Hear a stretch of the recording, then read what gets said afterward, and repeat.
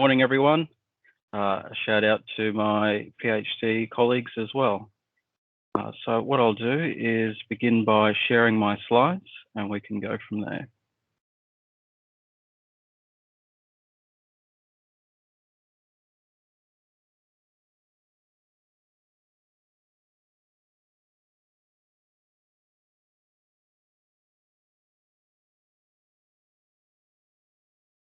Okay, we're just uploading now.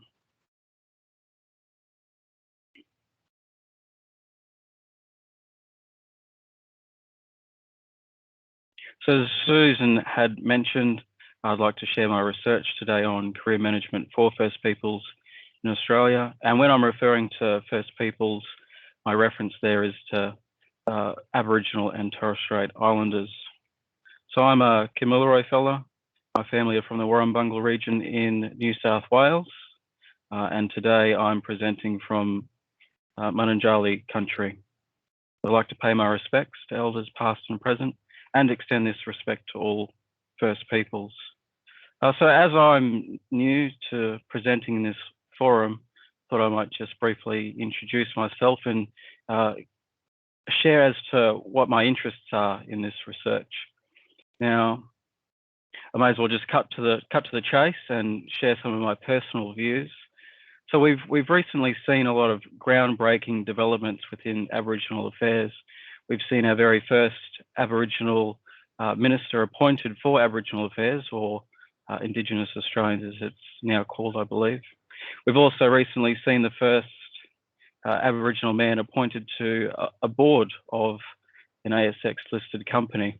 And I think it's extremely encouraging to see that we're seeing these firsts, but I'd certainly like us to move into a place where we're seeing Aboriginal people being normalised in these positions. So fundamentally, I believe, no matter on the person's background or class or gender, that they should have an opportunity to be successful in the career that they choose, no matter what that is. And I'm sure all of us share similar views, and it's great to be in such an inspiring forum such as this. So today what I'd like to do is present my research question, following that make mention of the methods, touch on the literature, then present my findings and discussion, and close with a conceptual framework as a way to summarise the findings. So I examine the research question: what are the perspectives of employers and employees regarding the challenges, opportunities, and strategies that pertain to the career management of First Peoples? I used a qualitative case study approach. The research was designed around principles for researching with First Peoples, and I emphasise the word with there, meaning I consider First Peoples as my co-researchers. In total, I held 45 interviews, and these were semi-structured with managers and employees working in organisations across finance, transport, construction, and health. And of those 45 interviews, 18 were managers and 27 were employees. 30 identified as First Peoples and 15 as non-First Peoples. All interviews were recorded and transcribed, and to analyse the data, I used Thematic Analysis. So I draw on two main bodies of literature here, that is First Peoples employment and career management. The literature examines a range of issues, from examining managers' attitudes through to exploring the practices for recruiting First Peoples. The bodies of literature at times present conflicting evidence, while generally indicating First Peoples are confronted with challenges in their careers. Of course, not all First Peoples experience these. However, previous studies do indicate First Peoples are both overrepresented in low-skilled occupations and underrepresented in professional and senior management positions. Altogether, the collective literature presents a call for action to improve employment outcomes, and what is missing is a discussion on career management strategies. So for the purpose of this research, I've defined career management as a vehicle for achieving an employee's career goals by implementing a program or strategy.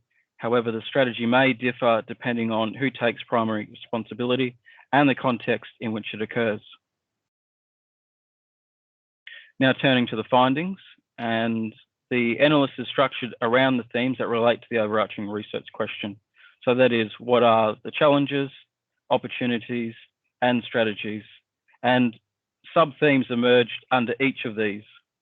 As you can see, under challenges, we have the themes underrepresentation, discrimination, limited career opportunities.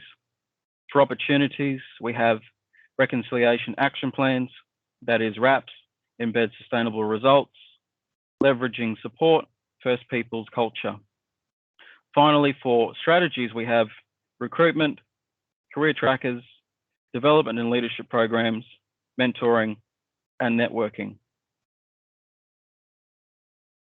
So I'll now go through these findings.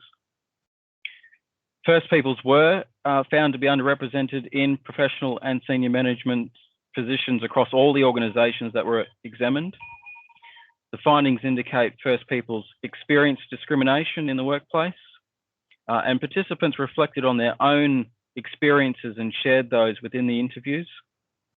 They discussed the importance of having anti-discrimination measures in the workplace, allowing for a safe work environment.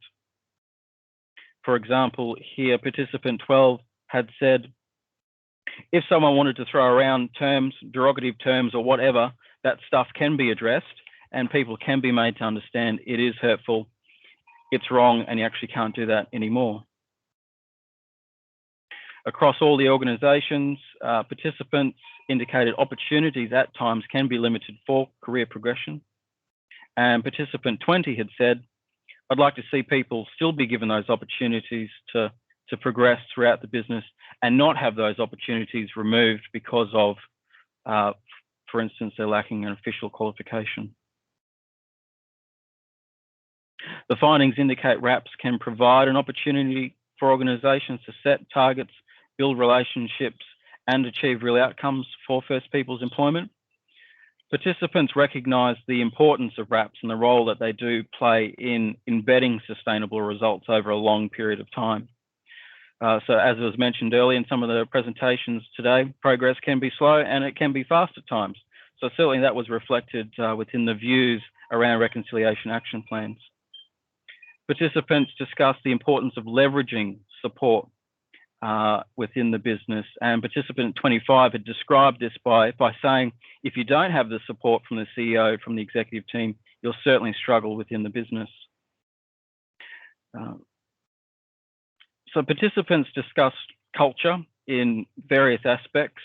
They made mention of their organisational culture, First Peoples culture, but really they honed in on First Peoples culture, and it said it's a part of who they are. It's a part of their individual identity, and expressed the importance of culture being accepted within the workplace. They discussed NAIDOC Day Week activities as an excellent way to share and promote culture within the workplace. So turning to the strategies, just very briefly, participants acknowledged the various challenges that organisations can face in recruiting First Peoples. And they also spoke about the recruitment process itself for some particular positions and occupations, depending on where they were attracting and attempting to recruit from.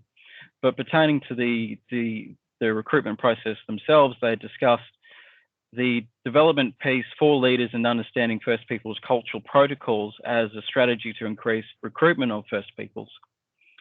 Furthermore, they discussed the success in using assessment centres as a model, which fits well with First Peoples applying for trade and operator positions, where there is a high representation of First Peoples. Access across all organisations, a key strategy being used is career trackers, and participants had suggested that this is a strategy, a long-term strategy to improve employment in high-skilled occupations. Participant 16 had said, career trackers can play an important role to increase representation nationwide, and the real benefit is helping people transition into those roles at the end of the university degree, and then helping them transition into work roles. And they saw that as a really important gap for First Peoples.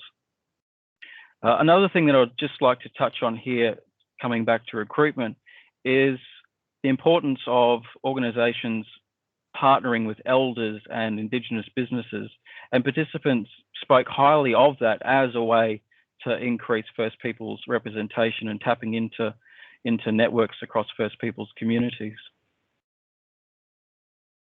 Development and leadership programs were found to assist in developing careers. Participants described the programs as an avenue to develop their skills, connect with peers, and enhance their careers. They emphasised the importance of following up with participants once the program is complete, and this was said by, or well reflected by, participant 25, who said, "We hold leadership programs, we identify the talent in the business, then what do we do? There's got to be the next steps, and those next steps are bringing those people up and along on the journey, and what can we offer them beyond just a short program? There's got to be more." So they were really talking about the next steps for those who are involved in the program and what their career progress or career direction might look like after that program had finished. Mentoring emerged as a key theme in being a critical factor in successfully developing First Peoples careers. They reflected on formal and informal relationships, both inside and outside of their organisation. Mentoring was described in a way to develop First Peoples, and I really like the way that participant 12 had described this. He said, "It's almost like it's in our DNA. It's so familiar to us because we've been doing it for tens of thousands of years." And one of the examples that I can sort of give to relate this theme and this quote here is this participant also spoke about the construction industry and First Peoples working within that industry. And he sort of related it to how mobs work and the hierarchy within that mob. And he described the way that elders would bring in a younger person, mentor them, bring them up, develop them to a certain stage to where the younger fellow was quite ready and ready to take on a leadership role. And then the mentor would sort of take off to the side and provide mentorship and advice for that younger fellow that he had developed and brought up. So you can certainly see how that quote there relates with Aboriginal culture. So participants also viewed networking as an important strategy for their career progression. They suggested networks can assist in many areas, from finding the right people to help map out a career pathway through to connecting with networks for future career opportunities. Although networking was viewed as having many advantages, a key theme which emerged regarding First Peoples using support was assisting them in overcoming the challenges where they may experience in the workplace, especially in the high skilled occupations where First Peoples are underrepresented. So using it as a support network and tapping into those networks to really help overcome some of the challenges that they might be presented. So just coming to the discussion section here, what does all of this really mean? Well, whilst all First Peoples may or may not experience challenges in the workplace, this research identified some key challenges that they can experience, being discrimination and the others. The findings support prior literature, being First Peoples are underrepresented. It confirms discrimination is present in the workplace and career opportunities can be limited at times. The research moves literature forward by exploring how First Peoples organisations alike are overcoming these challenges. And the findings indicate First Peoples have successful careers, have had opportunities to develop as well. It revealed both First Peoples and organisations view RAPs as a way to embed sustainable results over the long term, and support was viewed as an opportunity to embed career strategies. Culture was identified as an opportunity in promoting and taking advantage of culture and how this could improve organisational performance and career outcomes. The research moves the career management literature forward by identifying some of the organisational strategies that can be undertaken to improve careers. Also, given the challenges in recruiting First Peoples, engaging with career trackers for the first time is moving that literature forward as a strategy. Alongside that, we also have developing relationships with local elders and businesses, which is also a theme that's come through here. So overall, the research addresses a gap in the literature by contributing information about these strategies and helps advance First Peoples employment and career management literature.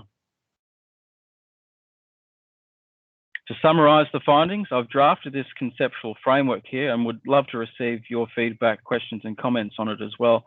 But essentially, it suggests careers for First Peoples are operating within a framework influenced by the legal environment, labour market and national culture. And as you can see, I've listed the challenges, the opportunities there.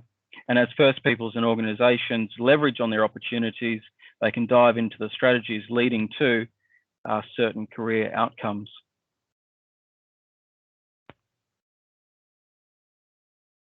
So thank you very much. I've been very inspired by everyone else's presentations, and it's wonderful to be in this forum to be able to share knowledge and have new learnings and insights. So thank you very much.